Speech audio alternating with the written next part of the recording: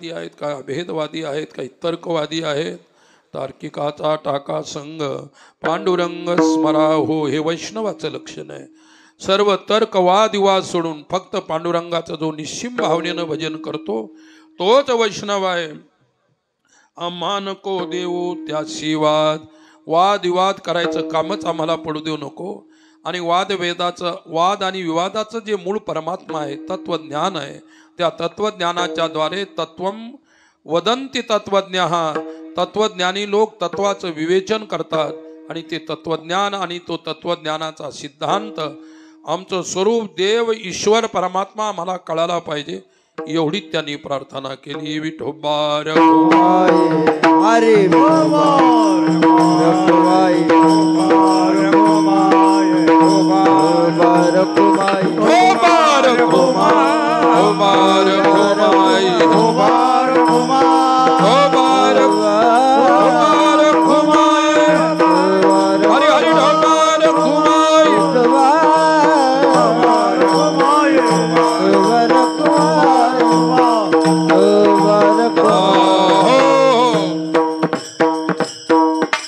तुका मने आणू तुझ विन नाही, नभावनी पाही वाढाये.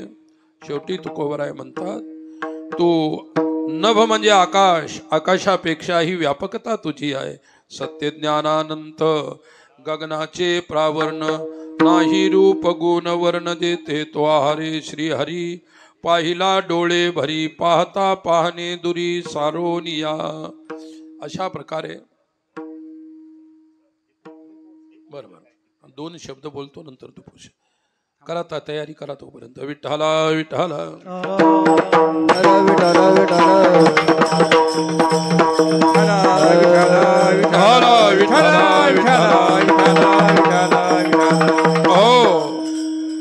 शेवटचे 2 शब्द सर्वांनी शांततेनं ऐकून घ्यायचे. पाठीमागून अगोदर पोरव देत्या, 2 शब्द अगोदर पाठीमागे जाण, तिकडून देत्या, आणि 2 पोरं इथं पुढे घेऊन बसा. संपल्याबरोबर फटकन पुढच्यांना वाटून द्यायचे. आज आरवी गावी याच राम मंदिरामध्ये, याच्या अगोदरही माझा एक कार्यक्रम झाला होता असं मला आठवते. बरोबर आहे पंडित महाराज? झाला होता. आणि त्याच्यानंतर आज आपल्याच गावातील आजच्या कीर्तनाचे यजमान श्री दत्तराव श्रीरंगराव कदम पाटील तलाठी, ही तलाठी साहेब आहेत, त्यांच्या वतीनं आज माझ्या कार्यक्रमाचं हे आयोजन, यजमानपद त्यांच्याकडे आहे. आनंद वाटला मला. ते स्वतः पेशाने तलाठी आहेत आणि सुशिक्षित व्यक्ती आहेत. समाज कार्याची आवड आहे. गावामध्ये अनेक वर्षापासून रथयात्रा होते, यात्रा भरते, परंतु ज्याच्या नावानं यात्रा भरते त्याचं प्रतीक नाही, रूप नाही, मंदिर नाही, फोटो नाही, काहीच नाही. यात्रा मात्र अनेक वर्षापासून स्वतः साहेबांनी आपल्या कमाईतून आपल्या या स्वतःच्या जन्मगावी, आपल्या जन्मभूमीमध्ये सुंदर अशा प्रकारचं मंदिर उभारलं.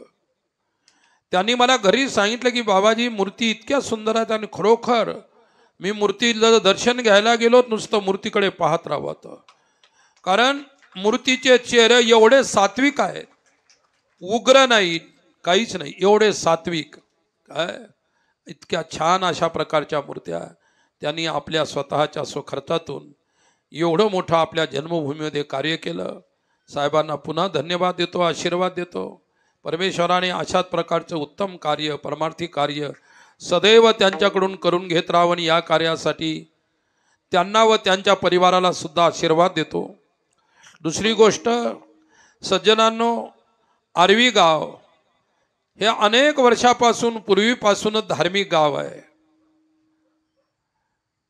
मी सांगितलं तुम्हाला, मी सुद्धा अशा प्रकारचा एक वेळा इथं कार्यक्रम केलेला आहे, परंतु शेजारीच असणारं कुंभारी गाव, आमचे हरिभक्तपरायण अंबादास महाराज बसलेले. काय मी नेहमी सांगत असतो, कुंभारीवर माझं स्वाभाविक प्रेम आहे. काय कशामुळं हे मला नाही सांगता येत, परंतु कुंभारीच्या शेजारून जरी जायचं झालं म्हटलं तरी असं वाटतं की आपण आपल्या माहेरच्या शिवारातून चाललो काय, असं वाटतं बरं. ही काही झूट गोष्ट नाही, खोटी नाही, असं माझा नेहमीचा अनुभव आहे काय. आणि आर्वीवरूनच जावं लागतं कुंभारीला जायचं असल्यानंतर काय. आर्वी पर्यंत बरं आहे, आता आपला रस्ता तसाच आहे का, आहे की नाही, खराब झालेला आहे पता नाही काय. कारण हे म्हणजे परभणी जिल्ह्यातले म्हणजे जर्मनीचे रस्ते आहे ते, जर्मनमध्ये.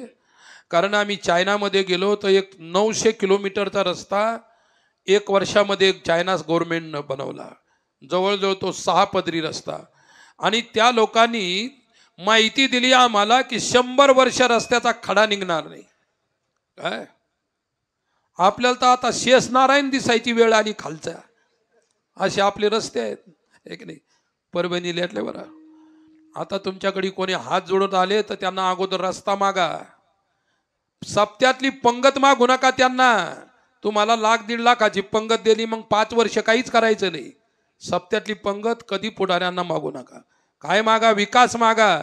तुमच्या गावात रस्ते नाही, तुमच्या गावात जे काही मूलभूत गरजा आहेत अगोदर ते मागा काय. आणि जो देत असेल त्याला मतं द्या. मी काय कोण्या पार्टीचा नाही बरं, मी म्हणणार नाही की अमक्याला द्या का तमक्याला द्या, आपला तो विषय नाही आणि माझा तो व्यवसाय सुद्धा नाही. फक्त धर्माविषयी समाजाविषयी सांगणं, भक्ती मार्ग सांगणं हा आपला विषय आहे. म्हणून विकासाकडे लक्ष द्या. आणि तुम्हाला जर पाहायचाच असेल रोड तर आमच्या कोथळ्याला येऊन पहा, है की नाही. ते रोड म्हणजे त्या ठिकाणी अमेरिका, जर्मन, जपान, फ्रान्सला दाखवायच्या लायक रोड आहे. फोटो काढून तुम्ही पाठवू शकता, तुम्हाला तिथं पाठवायचे असे रोड आहे. तुमच्या भागामध्ये अनेक गावामध्ये रस्ते नाही. 75 वर्ष उलटले स्वातंत्र्याला, अजून रस्ते सुद्धा नाही त्या देशामध्ये. अनेक परिसरामध्ये किती मोठी शोकांतिका आहे काय. 5-5 वर्षाचे निधी कुठे गेले, 5-5 वर्षाचे तुमचे विकासाचे कुठे गेले पैसे. आणि हे जवान पोरं रिकामे त्या ठिकाणी शिकलेले कोणाच्या पाठीमागं हुर्या हुर्या हुर्या करत जे जे करत दारू पीत फिरतात. विकास मागा ना, तुम्ही शिकलेले आहे, तुम्हाला अक्कल आहे, विकास मागा, रिकामे फिरू नका कोणाच्या पाठीमागे. विकास करण्याची कुवत त्यांना सांगा काय.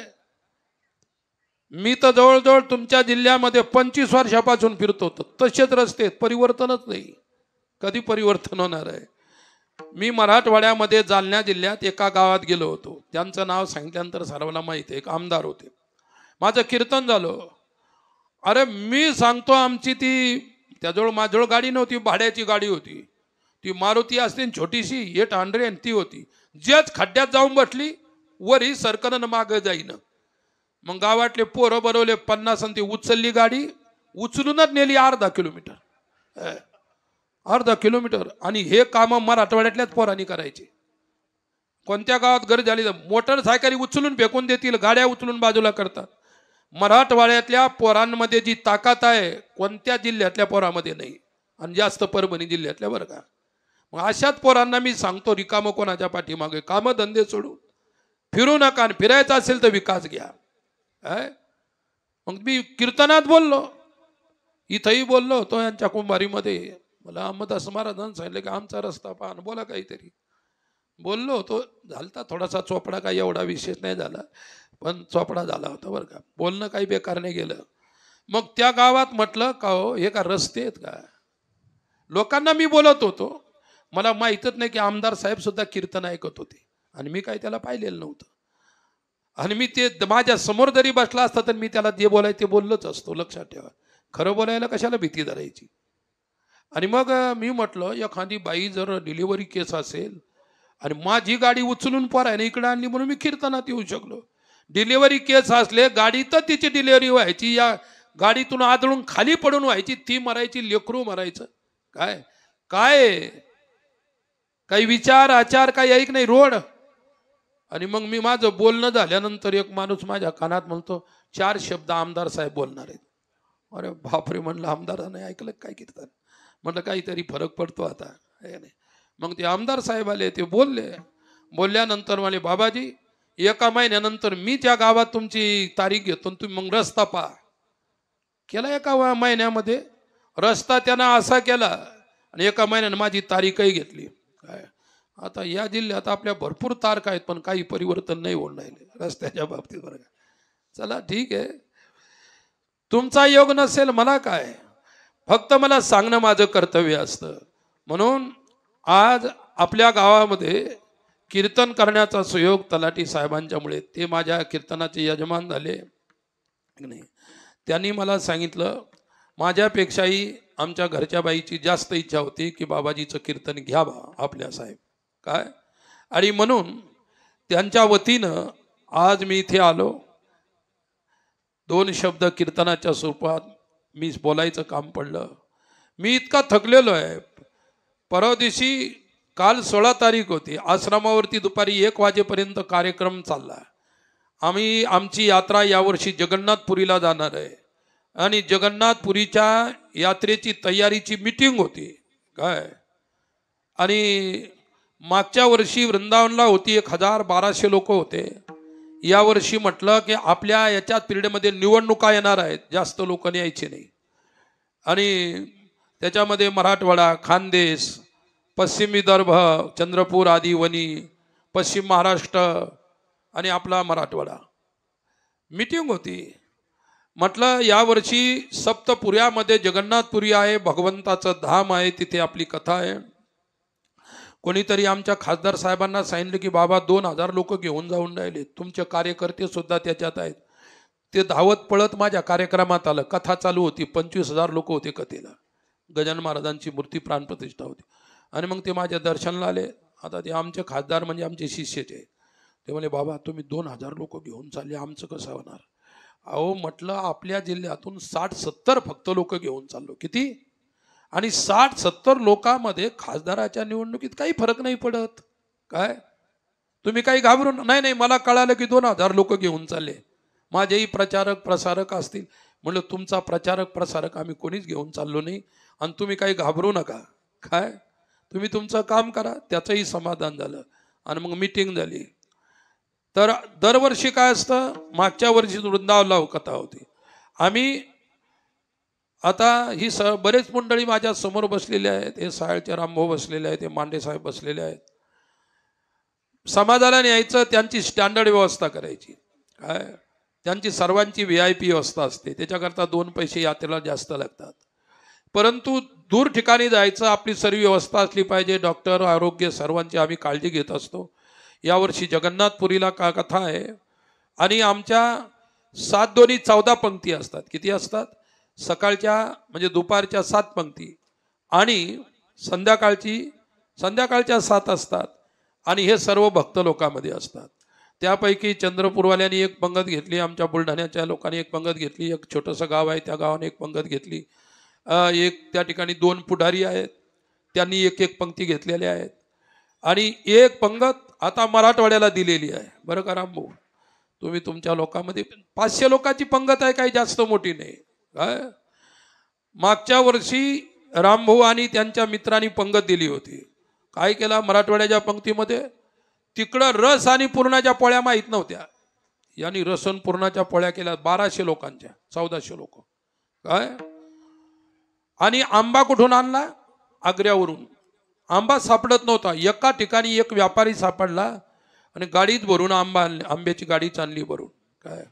आता यावर्षी सुद्धा एक पंगत तुमच्या मराठवाड्यावर आहे, त्यांना मदत करा. 500 लोक जेव घालणं, एक माणूसही जेव घालू शकतो, लक्षात ठेवा, काही विशेष नाही. परंतु म्हटलं तसं नाही, सार्वजनिक पाहिजे. एकाची पंगत आम्हाला नको आहे, सार्वजनिक पाहिजे. थोडा खर्चही तुमच्यावर येईल, जास्त खर्च येणार नाही.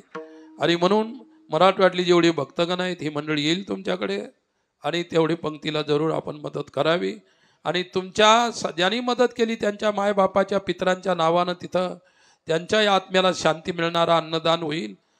सूचना संपली, आणि तिथून मी नाशिकला गेलो. अगोदरच्या दिवशी बिडला कार्यक्रम, रात्रभर झोपलो नाही काय.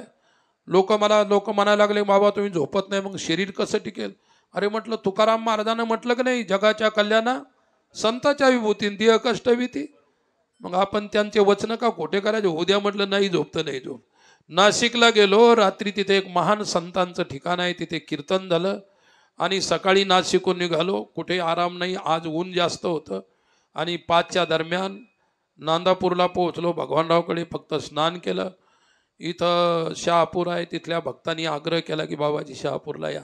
पण माझ्याजवळ वेळच नव्हता. म्हणलं मी निवांत येईल, पण आज नाही जमत, मला जाऊ द्या, पुढे आर्वीला जायचं आहे. आणि म्हणून त्यांनाही त्यांचंही समाधान केलं. आर्वीला आलो. आल्यानंतर साहेबांच्या तिथे थांबण्याची व्यवस्था होती. खूप आनंद वाटला. 4 गोष्टीची चर्चा झाली. आश्रमामध्ये 20 मुलं जवळजवळ आम्ही अनाथाची मुलं 2 वर्षापासून सुरू केलेलं आहे. ज्यांना माय नाही, बाप नाही, ज्यांना कोणा संसार नाही, इस्टेट नाही, जमीन नाही, जुमला नाही, कोणाला आजी आजोबा आहे ते अतिशय वृद्ध म्हातारे झालेले आहे, ते काही करू शकत नाही, त्यांचं संगोपन आणि शिक्षण दोन्ही आम्ही करणार आहोत. काय त्यांना KG1 पासूनच CBSE पॅटर्न त्या शाळेमध्ये आम्ही टाकलेलं आहे. आणि त्या अनाथाला मदत करण्यासाठी अनेकांची हात पुढे आलेली आहेत. त्यांना जे शिकायचं असेल, जेवढं शिकायचं असेल, आश्रमाच्या वतीनं त्यांना ते शिक्षण दिल्या जाईल. आमच्याकडे बुलढाणा अर्बन संस्था आहे, बँक आहे, आणि राधेश्यामजी चांडक तिचे त्या ठिकाणी सर्व आहेत. त्यांनी सांगितलं त्यांची CBSE शाळा आहे, आमच्या शाळेमध्ये अनाथ मुलांना पाठवा. 1 वर्षाची 40,000 फी आहे KG1ची. मी 1 पैसाही फी घेणार नाही. फक्त जेवढं शिकवायचं आमच्या शाळेमध्ये ग्रॅज्युएशनपर्यंत शिक्षण आहे. माझ्या शाळेमध्ये पूर्ण ग्रॅज्युएशन केल्यानंतर त्या मुलाला नोकरीसुद्धा मी लावून देईन किंवा आमच्या संस्थेत नोकरीला ठेवीन. अशी लोकांचं सहकार्य आहे. त्यांचे कपडे आहे, वस्त्र आहे. मी लोकांना एकच सांगितलं, माझ्या पूजेसाठी हार तुरे कपडे दिल्यापेक्षा या बालकांना एक जर तुम्ही याचा पुडा आणला बिस्किटचा, तर मी समजेल माझी पूजा झाली. काय व्यक्तीपेक्षा व्यक्तीच्या विचाराची पूजा करा, हे संतातलं संतत्व असतं. आणि म्हणून मी तुम्हाला गाडगे महाराजांची उदाहरण शेवटी दिलं होतं. सांगण्याचं तात्पर्य, त्याचप्रमाणे वृद्धाश्रम आहे, सर्व भक्तांना माहीत आहे.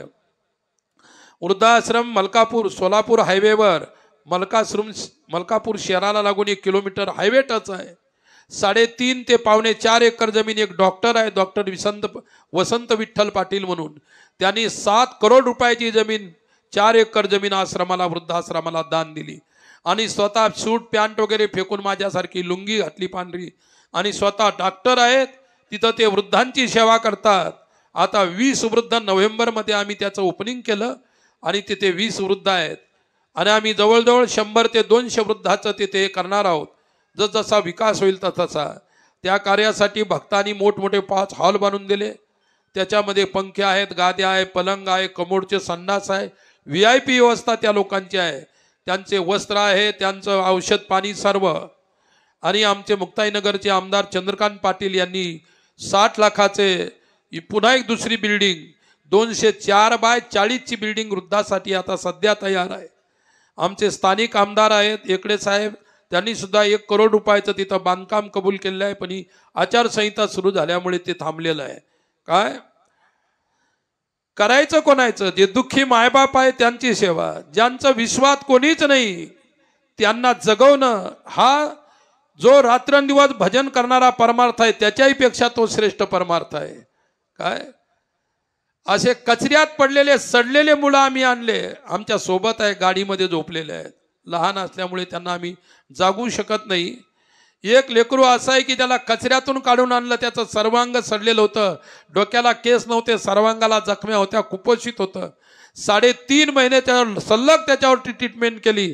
आता त्या ठिकाणी टणटण उड्या मारतं. KG2 मध्ये त्याला आम्ही शाळेमध्ये 2 वर्ष आमच्याकडे आहे, त्याला शिकवत आहोत. अशा कार्याची प्रणाली आश्रमाच्या वतीनं आणि रात्रंदिवस समाज प्रबोधनाचं काम कीर्तनाच्या वतीनं, कथेच्या वतीनं होतं, आणि ते कार्य चालू आहे. हेच कार्य कशासाठी हे जगाला सांगितल्याशिवाय जगाला माहीत होणार नाही. आम्ही काय करतो नुसते कीर्तन ठोकत नाही, तर कीर्तनाच्या पाठीमागे ही समाजसेवा तुम्हाला सांगणं गरजेचं होतं. आणि ते कार्य, असे अनेक कार्य, आदिवासी बांधवांना कोरोनामध्ये 1000 क्विंटल गहू, 500 क्विंटल डाळ, 400 क्विंटल तेल आम्ही वाटलं. 3 महिन्याचं अनाज त्यांच्या पाड्यावर पोहोचलं. त्यांना खायला अन्न नव्हतं, आणि कोरोना असल्यामुळे लोकांना त्यांची कामं बंद केली होती, मरायची पाळी त्यांच्यावर आली होती. त्या काळामध्ये हे कार्य आश्रमाच्या, सुनामीची लाट आली त्यावेळी आश्रमाने जवळजवळ 5 लाख रुपये भारत सरकारला दिले, जमा करून तुमच्याकडून. बरं, तर अशा प्रकारचे हे समाज कार्य आश्रमाच्या वतीनं होतात. आता लगेचच काय होणार आहे, दीपोत्सव होणार आहे. सर्वांच्या जवळ मोमबत्त्या आलेल्या आहेत, नसतील आल्या तर सर्वांच्या जवळ देऊन टाका. आणि आता लाईट बंद होईपर्यंत मोमबत्त्या लावून घ्या. नंतर दीपोत्सवाचा ओव्या अभंग होईल आणि त्याच्यानंतर कीर्तनाची समाप्ती.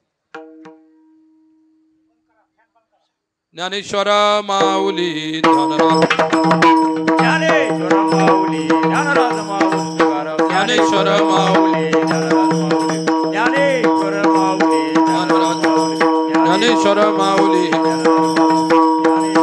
हो फॅन बंद करा फॅन. दीपे दीप कैसी प्रकाशली प्रभा कैसी प्रकाशली प्रभा उजळल्या दिशा गगनालीची शोभा उजळल्या दिशा गगनालीची शोभा. काकडारती माझ्या कृष्ण सभागिया माझ्या राम सभागिया चराचरमूर्ती मूर्ती पावया चरमवरी तुझी मूर्ता पावया कोगले ते परवादा जे राजे सेवक नित्यमानंद वारिता चलमुखा नित्यमानंद वारिता चलमुखा आरती कारिता दुख पलके प्रकाश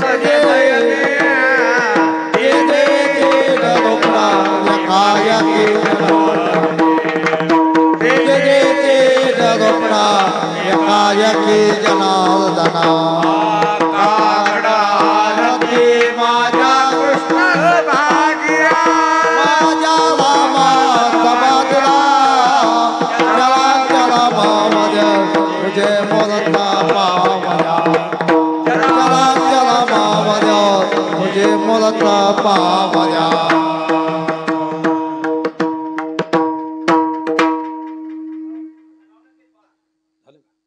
देवा कुणी उत्तरे. लाईट लावा लाईट. नाही विचारिला अधिकार अपराध महाराज कामनी नारीश्वरा राखा पाया पैकी महाराज तुमती विचार